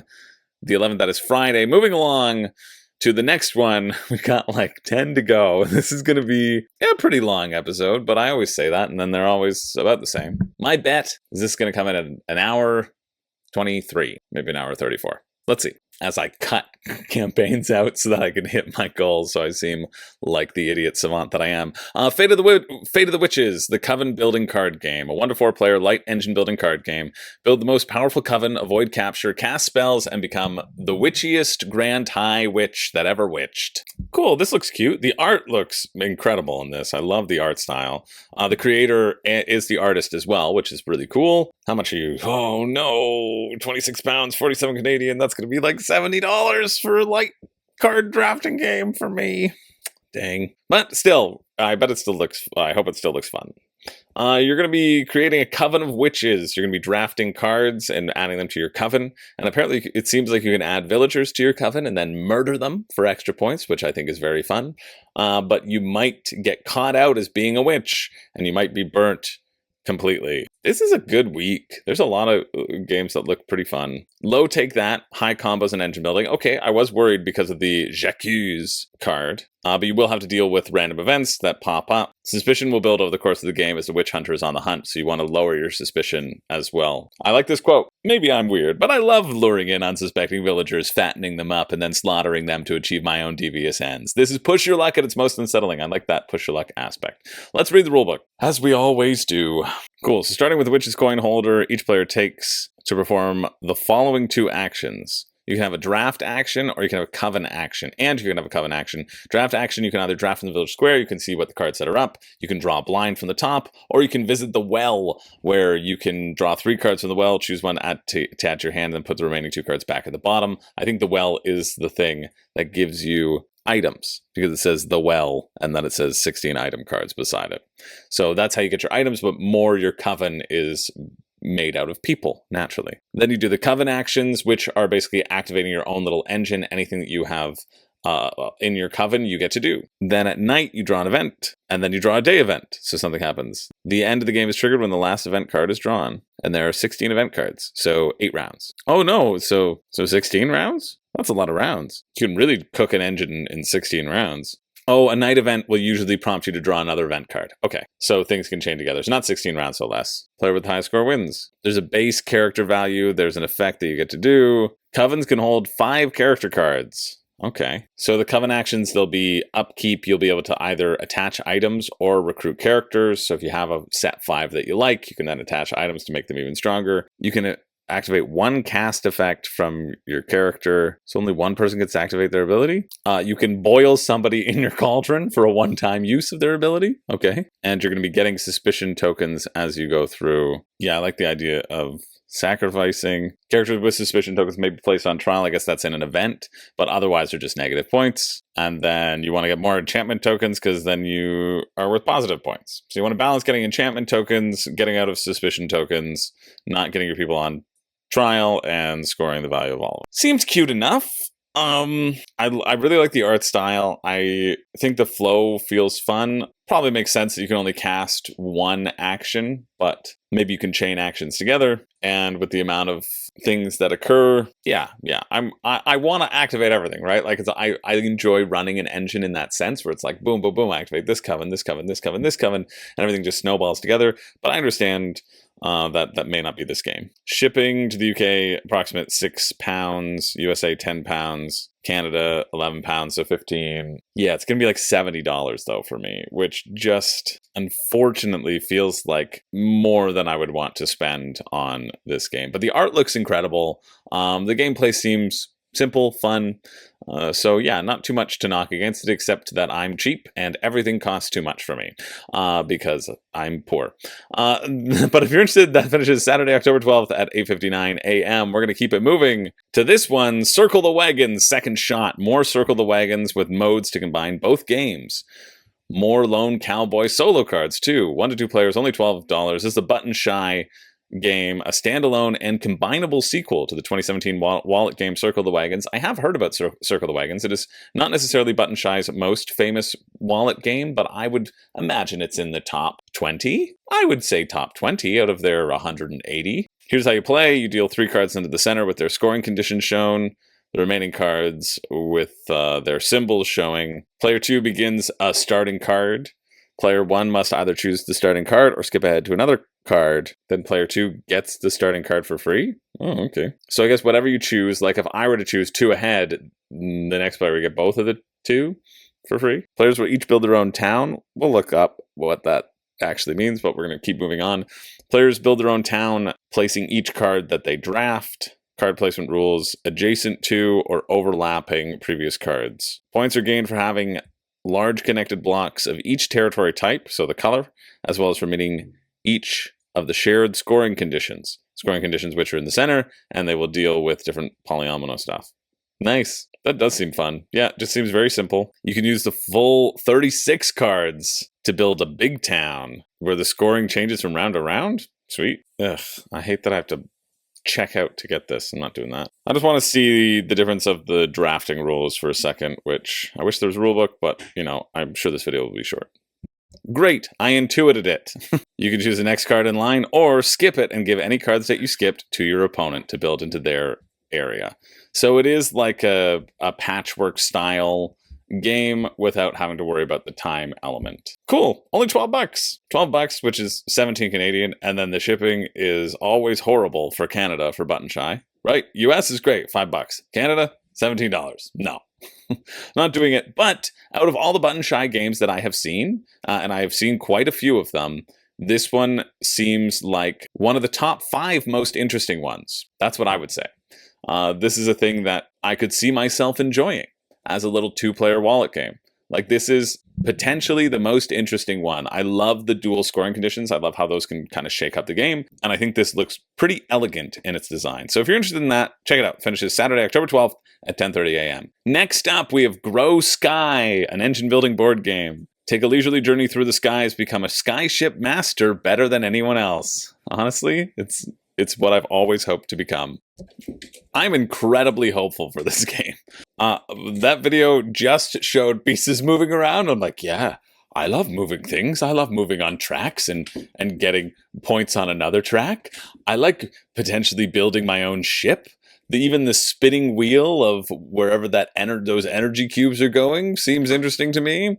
I hope this is good. 66 Canadian also feels great for hopefully what the components will be. Let's see if we can get a sense of what this is, if there's any rules. Grow Sky is an engine building game where you strengthen your board and accelerate it faster and faster while gaining resources and buying tiles. Earn resources efficiently and fly your ship faster, or do you upgrade your ship by doing puzzles in the engine room? That's like a polyomino aspect of it. This is a board game that is both exhilarating and frustrating, as each player's thoughts and strategies directly affect the game's development. Simplified game manual. Okay, can we zoom in? Enhance. Enhance. The player selects one of the dice rolled and performs an action corresponding to the roll. Yeah, there's going to be a bunch of dice that are rolled into the center. Then you can place it somewhere on the board. You can advance the search track by using shooties in development. The more you advance, the more bonuses you'll get. You can fly. It consumes fire and moves the boat forward by the roll of the dice placed on it. So you have your own boat running around your own shipboard. So this can activate that, and wherever you land, you get the bonuses, I think. You can activate the action corresponding to the type of the die placed. So you can turn the rudder dial. You can get birds. You can purchase route tiles. Okay, so the route tiles are going to be the things that are around the board that you can then enhance your running around engine. Or you can get fire, which can help you move around. Various bonuses are obtained by placing parts in the engine room. I see. You can use the gear action to gain part tiles and do puzzles in the engine room. You gain various bonuses of how you place the parts. Whatever you cover up, you get, so you can chain things together in this little mini game. Rotate the rudder dial, increasing the value of the resource. The knowledge cube. As the value of the resource cube increases, the efficiency of paying for route tile purchases and part upgrades increases. I see. So this will determine some little discounts that you can have. Cool. Get the upper hand by completing 2 different missions that change from game to game. Route mission, take it fast. Goal mission, take it slow. Or at the end. The player with the most medals at the end of the game wins. All right, it's a simplified manual. I see how the parts are interacting though. It's a dice drafting game. You have to choose between pursuing a route, between purchasing things to add to that route, between developing your own personal board, all in pursuit of these objectives, the objectives that are going to give you the main amount of points. Gimmicky game design. It incorporates carefully designed gimmicks throughout, such as rotating dials that carries the cubes and a puzzle space where players fit parts to earn bonuses. The double-layered board is designed with a focus on attractive components, which is one of the most appealing features of board games. You know what? Call it like you see it, Grow Sky. It will be available at the November game market for backers in Japan. We plan to deliver during November. Wow. 1 to 3 months delivery, so this is already made. You can view a PDF data by scanning the QR code below. Okay, I guess I got to do it on my phone then. I won't show you, but I'm going to look at a couple things. There's also something in here called Ham Farm. Copy link. Maybe I can send it to myself. Haha! Technology. You can collect resources to accelerate user skills and complete missions. Yeah, okay. So the resources just help benefit your accelerations. This is the search track as well, so you're running up on this track. Everything is about timing in this game, of when to get those additional resources, how to push forward, what to add to your route board. Do you like gross guy, bud? Yeah, I know. What do you think? When you're rotating the dial, you're just upgrading these pieces to get them into level 3, you see, Artie. You don't like that? You don't like rotating that dial? No? Okay, so here are the actions. Flight is where you move your thing around the board, and it's just the number on here, and it costs fire equal to the number of players. So it's scaled for 2 to 3, so that by the time you place your third dice, it will cost you 3 fire if you're in a 2 to 3 player game, but only 2 fire if you're in a 4 player game. Ah, cool, and every checkpoint you cross, every time you're pumping yourself around the board, you can get points or you can take additional actions. Great. Then we have the develop action, where whatever you place, you get to do that action. So you can rotate the dial to upgrade these little cubes. You can advance on the search track, which will give you bonuses. You can purchase route tiles. You place them on any route square on your personal board, as long as you pay the cost in the value of cubes. Cool. Yeah, this looks good. This looks really good. Acquisition of parts to play your little engine room minigame. They drop in Tetris style. And you get normal parts, but you can upgrade them again with this resource. And so that's what this whole spinning wheel is. You want to push things into level 3 so that you can spend them. Cool. And as you push these along, you can... They are varying strength of how much they are worth. What a great week this has been, really. Cool. The route missions, players who meet these conditions will achieve them by taking them quickly. So you get them immediately. At the end of the game, you get search points. And search points are just, well, they're not the victory point track. So there must be victory points on the search track. Cool. And there's 2 ways to end the game. You increase the metal gauge to 15, or you fill all spaces in the engine room. Player who's advanced most in the metal gauge is the winner. Cool. Yeah, I think this looks quite fun. A really nice potential of a game. And of course, oh man, the shipping is bonkers. The shipping is almost as much as the game. So it'd be like $40 to ship. Would cost me to get to Canada 12,200 yen. United States is the same. Pretty much everywhere is the same. Which is $111, $111. Project, their second attempt. They made Ham Fam before. Yeah, but it's coming out real quick, $111. It's like everything. Everything on Kickstarter costs me $100 to get to Canada. It just does. And that's why I really like looking at Kickstarter, because I like seeing all the new games and the new innovation that's coming forward. But then I also just would generally just go to a store and pay 60 to 70. You know, I could pay 100, or I could get 2 different games. Kind of how I look at it. But still, this one looks quite fun, a really solid design. So if you're interested, how much shipping is it to Japan? That's the question. Japan is $1,400. So very minimal shipping. So all my Japan fans out there, check it out. The finish is Sunday, October 13th at 10:59 a.m. I know there's at least one of you. Let's move on just quickly. I mean, I picked this not because I was really going to look into it, but just because it said, hope my camera doesn't overheat. But we seem good right now, because this is a family card game to introduce your 3-year-old toddler to card games, all while having fun while playing together. And I wanted to see what the schedule was. Oh, expected arrival date is late November 2024. Okay, well, there you go. This is Go Fish without asking if you have a type. It's just drawing from someone's hand. It's Old Maid. It's Old Maid. Person with the largest garden, most pairs, no Grouchy Groundhog wins. It's Old Maid. If you want to have a copy of Old Maid for $15, well, you can check it out. But yeah, I mean, it might finish funding. So there we go. We'll leave it in. Moving along, you know what the best part about Aspens is? My favorite part about Aspens, this game, is that there are so many great games this week that you won't even notice when we skip it, because it did the $1 pre-pledge. So let's move on to the Story of Many. Really, I do love that part of it. It's the best part of the game, I think. Story of Many is a cooperative fantasy adventure board game for 1 to 4 players. With over 400,000 words of adventure text, you could have just read a book, but you didn't. And limitless possibilities for creating and advancing your own character. Brave a world filled with profound lore and hard choices. Create your hero, explore the land, choose wisely. This bills itself as a TTRPG board game, and I think that's a good way to look at it. Oh, an all-in pledge is $426. Disgusting. That's one expensive book. This really gives me kind of Tainted Grail vibes, just in terms of how the character board was built out from the video, of things sort of spewing off up and down as you upgrade your abilities and get additional abilities.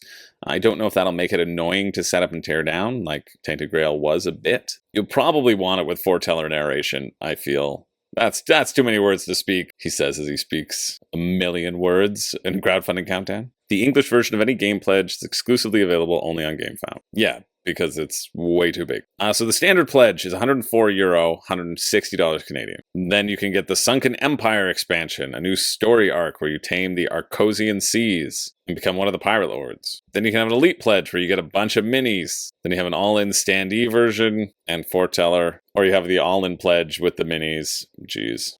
Like, I'm so confused by people who just get every single campaign game. You know? I know a few of them. But you don't have time. You do not have time to play through these hundreds and hundreds of hours. I know this because you have the disposable income to be able to afford all of these campaign games, which is how I know that you don't have the time. Because when I had that time, I wasn't working. 68 standees, and then the party miniature, which means that your party moves around as one unit, which means that it's a solo game. I mean, these minis are cool. I doubt you will ever use them. Open world exploration, choice-driven adventures, a video game as a board game. 42 adventures, each with a unique map, lore, and mechanics. That's cool. Fast dice combat. Okay, so there's some combat elements. Yeah, I've seen this sort of campaign page so much, and maybe that's why I'm sort of disillusioned with the whole process, but I've just seen it like such an enormous amount of generic fantasy setting, upgrade your skills, go on an epic adventure, it has a unique storyline, everything's going to blow your mind, you're going to finally find fulfillment in your miserable existence. Don't worry, we also have one-shot adventures that they all feel similar to me. And I'm sure some stories really get driven home and are exciting. 18 adventures, so 18 scenarios, essentially. If this whole idea is that it's this narrative epic campaign and you're pushing that forward, then the one-shot adventures don't really matter. I like that this is classified as a TTRPG board game because I imagine it is just like a big old TTRPG that they've given you all the stuff for. You know, and that you can read it in a book instead of having a GM create those sorts of scenarios and decisions and decision trees for you. Shipping, we're already down here, eh? To Europe, $23, all in is $40. Canada, it's like $55 or $35. So to get this, it's again a $200 game for the base pledge, which is fine. Like, let me emphasize, it's fine. You will be okay. This is done well enough. It's raised $750,000 Canadian, 500 US. It's done well enough that 2 years down the line, when it delivers, they'll have come up with a new story and they'll do another re-release and you can go get your pirate expansion if you wanted it. This is probably the best video from Dungeon Dive. They do exclusively sort of dungeon crawler focused content. Where are the rules? Where's the rule book here? We just have a bunch of how to play videos. We don't have the rules. Also, this is not a review. This is a preview. So it should be in the how to play section. Fully funded in 5 minutes. There's a big old tech tree of upgrades that you can get that you would absolutely see in a video game. Like, this should be a video game, I think. I don't see how they don't even have a how to play section on the board, right? Like, that's a big flag for me. It's just they give you a how to play promise and not really a how to play section. They promise you the world here and they show you all the stuff and they don't actually show you even a core gameplay loop. See, this is a good example of why I like rulebooks more than how to play videos. Here you can hear the briefs that have been provided by the publisher, and like, that's fine, but it's like combat's going to be fast and fresh and unique every time. Like, that doesn't tell me anything. That tells me like that's what the game wants you to think, and that's the promise that it's putting forward, but it doesn't tell me that it's an actual thing. Which, like, I'm sure this 53-minute video and then this 42-minute video gives a decent sense of how to play, and you can get an experience of it. I'm not spending those 2 hours on this one campaign. It hasn't given me a reason to do so, right? Other than it has appeared in the week's description and funded in 5 minutes and 1 second. Get out of here. So no rulebook, no interest from me. That's basically how we roll in this world of ours. Again, because there are too many great games out there that have provided you with the opportunities and the information that you need to make your informed decision for yourself.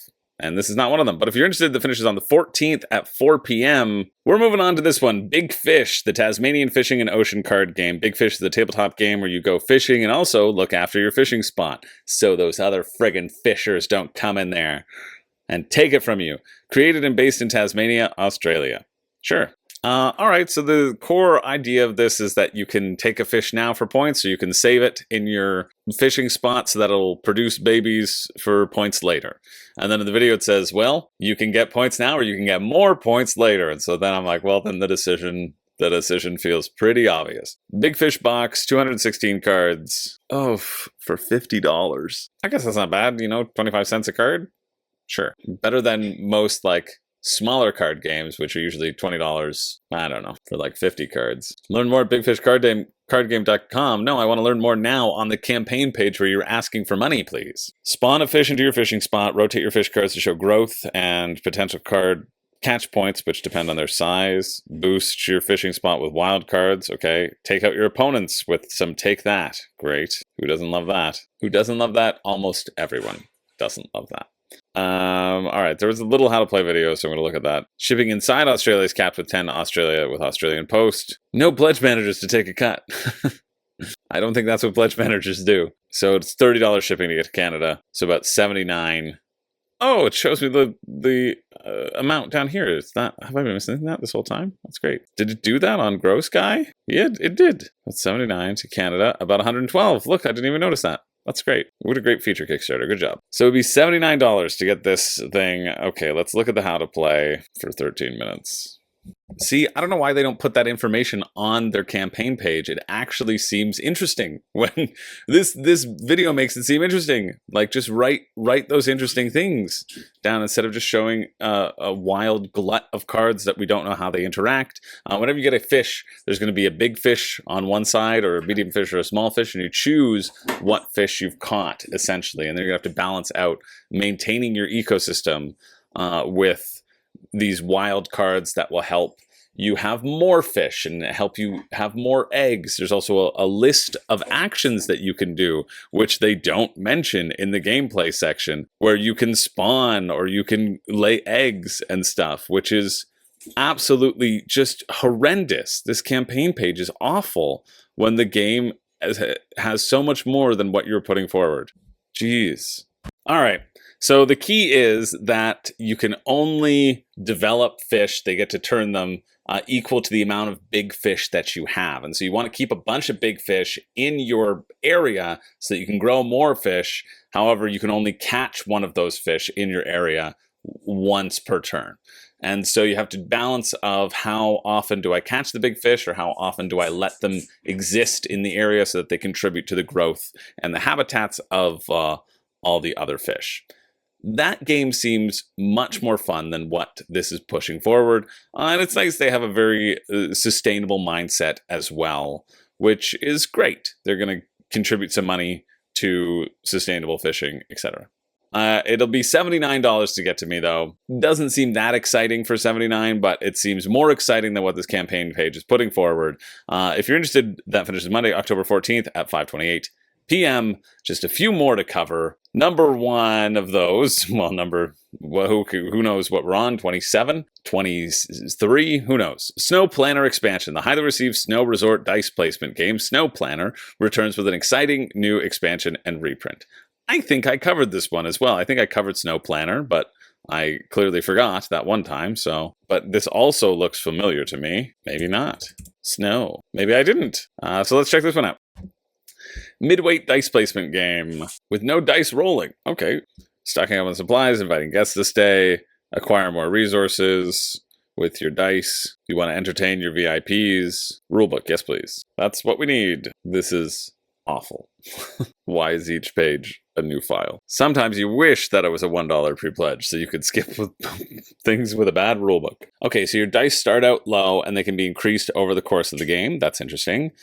It's not interesting when you bump the table and you lose complete track of what all your dice were. It's certainly not interesting when that happens. Great. The color of the dice just represent your player color. In all things, they will give you middling resources until you've upgraded your people. This window placement area is kind of reminiscent of Grand Austria Hotel, where there will be different types of guests and they will need to be presumably put into rooms that they fit in, but we haven't gotten there yet. Oh, so the bonuses I don't think pertain to the guests. I think they pertain to just the number of windows that you have. So less that you have to really worry about, although there are some consecutive stays and they can't stay in the same room.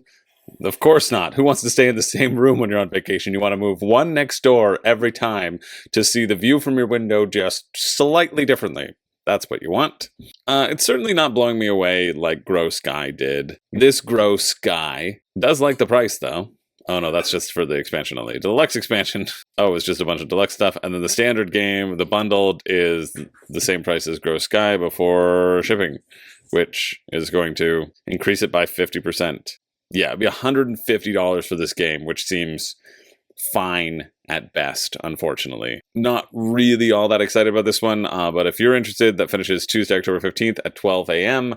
The idea here, I think, is going to tie in mostly with that idea of slowly leveling up your workers and having a little bit asymmetric workers, because not all your workers will get to level up at the same time, and then being able to allocate what do you use your better workers for versus not to get the resources that you need to satisfy guests and complete those considerations. And then in the expansion, it looks like there's a new board for the guests, which you can choose which guests you're better at satisfying. Because let me tell you, the reviews from my orange guests have been tip-top. I've always left them satisfied and smiling. And the blue guests, well, they stay blue. I can't get through to them. Anyway, you can check that out if you want. Moving along, I just wanted to check this out for me. Some Evedell licensed inserts for Evedell Duo even. My little Evedell, a bunch of them. I don't quite know what these are getting us, though. It's saying you to play Evedell in a more beautiful way than ever before, but it's not really showing me how these inserts work. Oh, I guess these are the boxes and you slot some cards in there and then you pull them out. This is not a good showcase. Like, I'm a fan of this game. This is my number 3 game of all time, and I do not understand what you were showing here because you're just showing pictures of stands and some card boxes. That seems like a monumental disappointment. I guess they're wooden and they're busy in a way that doesn't help define what setup and teardown means just because they have pictures on them. And so they don't actually help with anything, is what that seems to me. So that's a bummer. Let's move on to our final game of the week. We've reached it, and it, of course, is a print and play, but we're still going to take a little look. The F1 roll and race and 3 expansions, a little rolling game, a print and play, and all in for €15. It's one of the most expensive print and plays I think I've seen. Ah, dang, and it doesn't play 100 players. You know, I've been looking for a game that plays 100 players for the longest time, and this one only plays up to 99 players. I just, what Christmas is, I'm going to be left out from the frivolities once more. I'm always the one who has to sit out and watch. Dang, if only this played at 100 players, then I would be interested. You're going to compete in standalone circuits or a full championship. It's €5 or $7 Canadian. Or if you wanted a bunch of different circuits, you can get them. I remember Renters looking okay. Let's see if there's a how to play. There is. Let's see if this is interesting at all as a racing game. Mark the specifications of your car. Roll a die for each initial breakdown of your car. See where your car is already falling apart as you start. Speed, the maximum number of cells your car can move. Fuel, consume it to temporarily increase your speed. Okay. There's a circle there. Mobility, changes the value of the chosen dice. So some flexibility. Breakdowns, boxes, repair, upgrade your car at the end of the lap. All right. One player rolls the dice. Each player takes 1 die. Players use that die to move their car around the circuit using their speed, mobility, or fuel. If you choose a red die, you suffer a breakdown. If you choose a green die, you also get an upgrade. Okay, so if you have speed 2, you have to choose dice that are only 2 or lower. or you can choose something that's higher to move forward 3 spaces, or you can choose any dice and you just move forward 1 space, and then you can upgrade some stuff. Yeah, sure. Seems fun enough. If you like a little racing game, I don't see too much that's wrong with it. It feels a bit expensive for a print and play as it is, but a lot of people are enjoying it. See no issue with it. That will finish next Tuesday, the 15th at 1 p.m. And that's it. That is it for the week. We have reached the end. Holy moly, that was a large week. So let's go back and do a big old grunt down and see where we're at for Pick For Me and a Pick For You. Every week I do a Pick For Me and the Pick For You, the Pick For Me being the thing that I think is the most interesting, the thing that I would hazard to guess that I would have the most fun with out of this selection, or that I think is like a good back or a good buy. And the Pick For You being the thing that I think you would regret the least if you got it, but it's still not an invitation to purchase it. You serial purchasers, you stop that right now. You're not allowed to get yourself a little treat. I swear I'm fun at parties. I swear, because at parties, we're playing the games that you already own. Let's see. Let's start us off with, what do we got? Skara Brae and the Anarchy. Yeah. No, absolutely not. Nope. Horrid. Yeah, absolutely not. Yeah, meh. Yeah, absolutely not. Yeah, nah, no. Too expensive. I mean, I guess I could say that for all of them. Yeah, no. Absolutely not. No. Meh. Bleh. And okay, there's our grunting. We've grunted through them, and I think I have a pretty solid Pick For Me and a Pick For You. The Pick For You, I think I'm actually a little bit more interested in, but I don't want that one to... I don't want my Pick For Me to have to be the Pick For You. The Pick For Me is Grow Sky. I think there's a lot here that has a lot of potential. I think the mechanisms and how they interact here seem like they'll work together well. It's cool getting a Japanese game that will not hit the US market or the North America market that significantly. Will I get it? No. I'm not going to pay $120 for it, $110 for it. No. But I think it does look cool. And I think, like, mechanically, out of all of them, this should get a really nice nod. And then the Pick For You is going to be Emberleaf, which looks really good. I like the idea of this card dancing mechanic. I like the idea of putting these additional meeples onto the board to upgrade your stats. The little stat checks seem fun. Yeah, I think this does look fun. I also think it looks like you can probably get it at retail down the line for $60 instead of paying $120 right now. But I think this one does look pretty neat, cute art.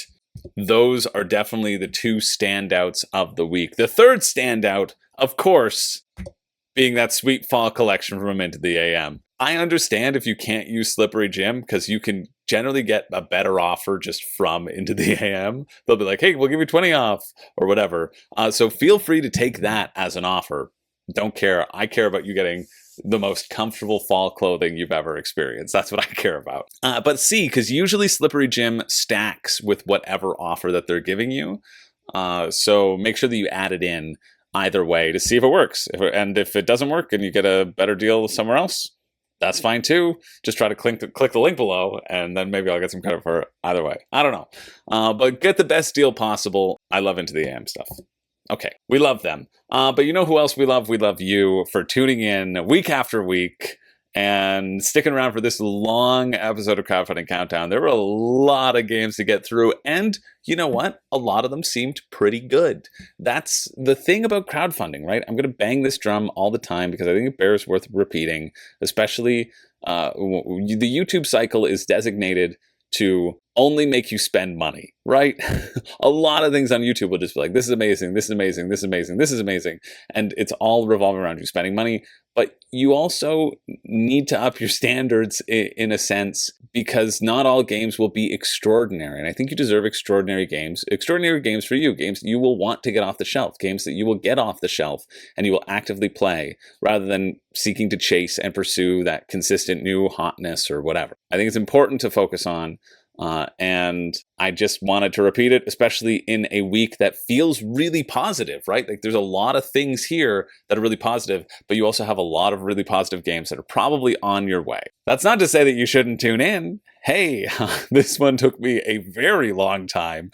I was hoping to film other things, but I probably won't now. A lot of time, a lot of rule books, a lot of squinting at the screen. And so it's nice to be informed and appraised, and it makes us better consumers, but it also makes us realize that there's a lot of great stuff out there. It's easy to completely write off the $1 pre-pledge games because I do not need to know that they exist. They cannot possibly be good enough to make me care about them compared to all the other really great games that exist out there that are currently on your shelves, currently in a backlog on their way to you.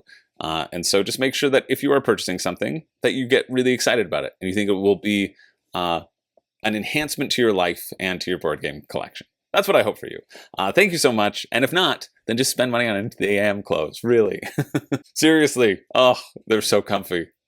I'll stop shilling now, but it genuinely makes me so happy. Even happier than the things that I get from Temu. And you know how I feel about that.